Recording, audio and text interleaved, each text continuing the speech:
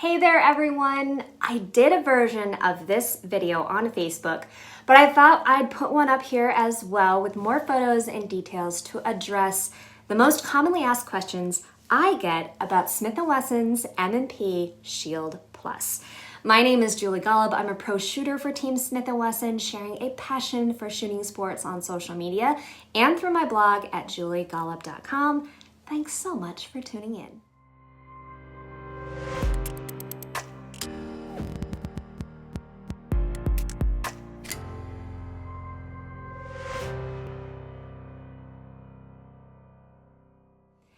So if this is the first Shield Plus video you're watching, this is Smith & Wesson's newest M&P pistol. It's a 9mm micro compact that's slim and light. The biggest news is the capacity. It features 13+1 along with a flat face trigger. I'll leave a link to my overview video in the cards and below so that you can check it out. This video takes a deeper dive and answers the most commonly asked questions I've been getting on social media about this brand spanking new pistol. So let's talk sighting systems first, shall we?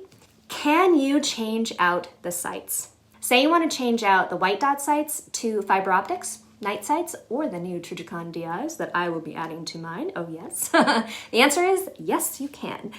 The pistol features Smith & Wesson's dovetail cut, so you can change out the sights to any sights made for the M&P Shield. Now, keep in mind, look for M&P Shield sights, not just M&P sights, in order to make sure they fit the slimmer side on your shield. Can you get one with night sights? Why, yes, you can. There is a night sight version available from Smith & Wesson. It's SKU 13250, and the MSRP is $623.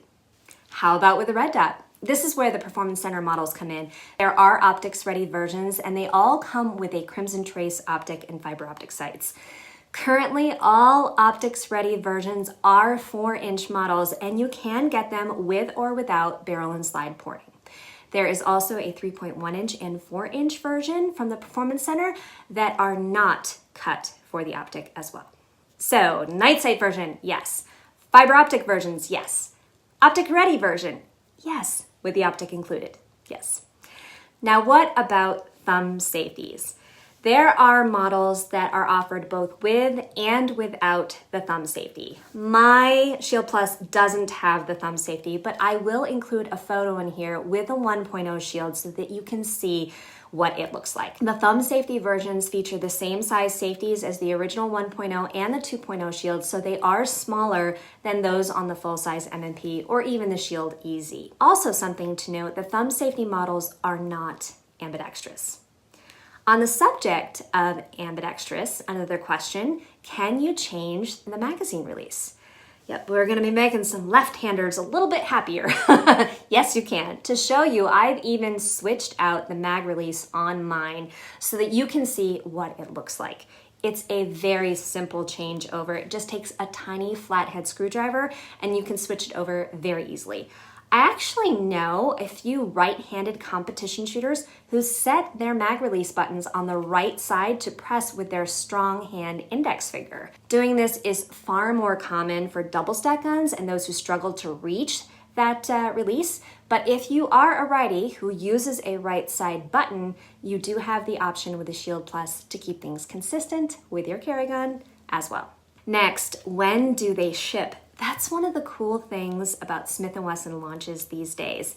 It used to be, and for some companies, it's still like this, you'd hear about a product launched at SHOT Show, and there'd be this big hype and cool photos and promos and all that jazz, but you wouldn't see the product at dealers for months, in some cases, many months. When Smith & Wesson shared the new Shield Plus in the live event, pistols were already shipping to stores.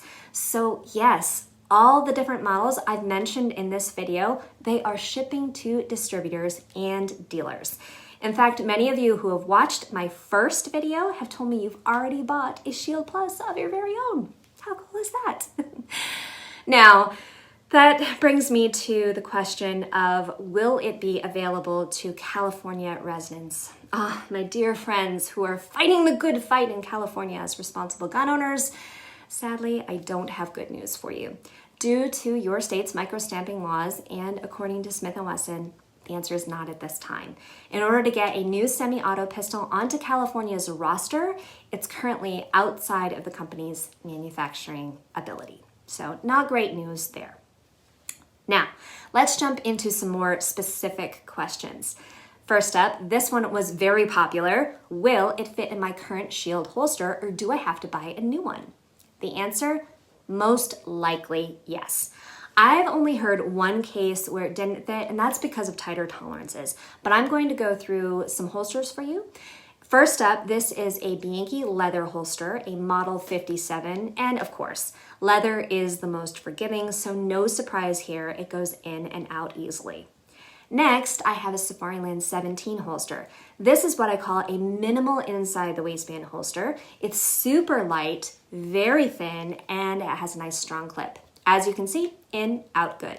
Next is a neat little holster that actually fits more than 250 pistols, so it's not really shocking that the Shield Plus 3-inch model works with it. It's a Safariland 575 GLS, and if you're looking for a CCW holster with retention, this is a great one. Finally, this is a holster from Tenacor. I wanted to show you another brand here, and it's for a 4-inch shield, but it can accommodate the 3-inch version. As you can see, not an issue with this one either. So how rough is the texturing? Many of you have asked about texturing. This pistol features what they call ideal texturing. And what I mean by that is it sits between the 1.0 M&Ps and the 2.0 models. Because this is a CCW firearm, some found the texture level on those 2.0s just a bit aggressive on more sensitive skin. Great for the hands, not so much for the waistline. So this texturing is scaled back just enough so you still get a good grip control, even when your hands are wet, cold, or super dry even. But you can get away with not wearing an undergarment to protect the skin around your middle while you're carrying too. Is it coated? Many of you noticed that the coloring is a bit deeper on the Shield Plus as compared to earlier models. The frame is indeed Cerakoted. Smith & Wesson found the Cerakoted finish provides a higher quality and more uniform finish that closer matches the slide. I have to say, I really like how it looks too.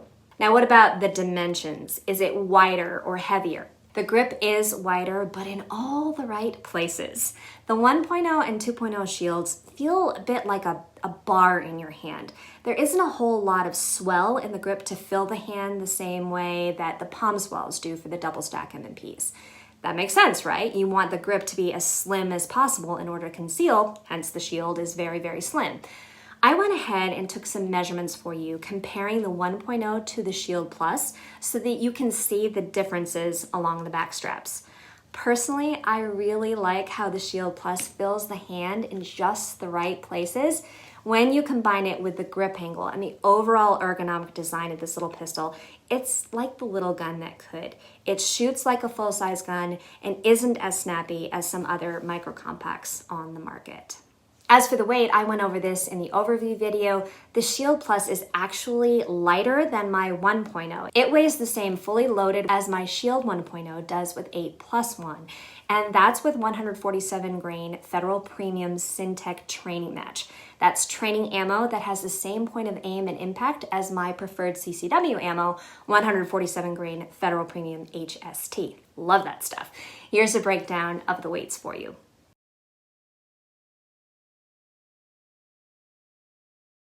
This one is fun. I don't get it. Isn't it just like the Compact with lower capacity? The M&P Compact is a great gun, and I love the optics-ready version for home defense because I can use full-size mags if I want, but it's got grab-and-go capability for me as well. I can put on a holster and a loose shirt and conceal if need be too. The Shield Plus is not a compact. It doesn't use compact or standard magazines. It's much slimmer and lighter too. The Compact is a scaled-down version of a full-size M&P. The Shields are micro compacts. Think of the Shield Plus as a part of the Shield family. Light, slim, easy to conceal, not with a flat-face trigger, and higher capacity too. Win-win-win! If the Compact is the baby brother to the full-size M&P line, the Shield Plus is a shield that bulked up in the gym. Make sense? That leads me to another popular question. Is it like the EZ?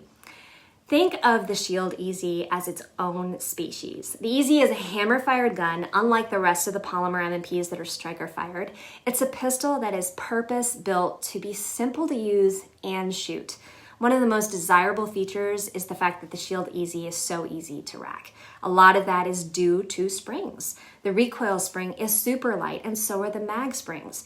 The Shield Plus has to have a stronger recoil and mag springs in order to run the 13+1 capacity, so it is simply not going to be as easy to rack.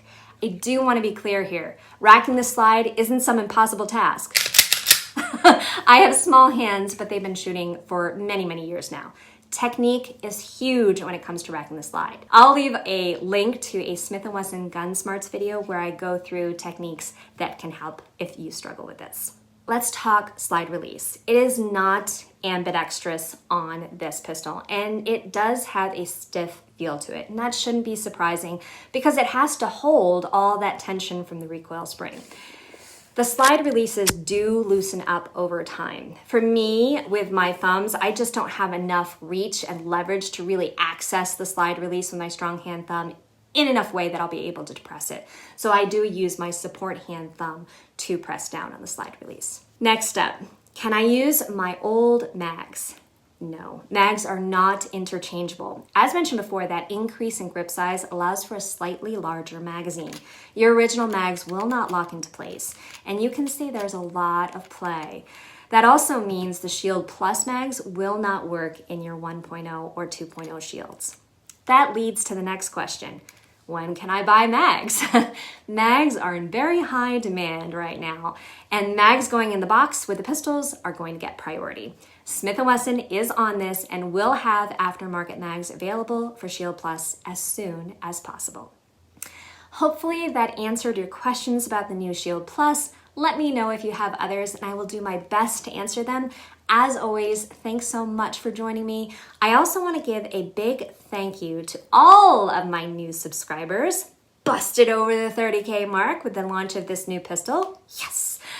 What's next on this channel? I'm working on some new Safariland videos, finishing up my World Shoot coverage, and I'm looking forward to getting on the range too. Let me know if there's a video you'd like to see here. Leave a comment, connect on social, or sign up for my email list. I'll leave it linked below. As always, be safe, have fun, and live your life fully loaded.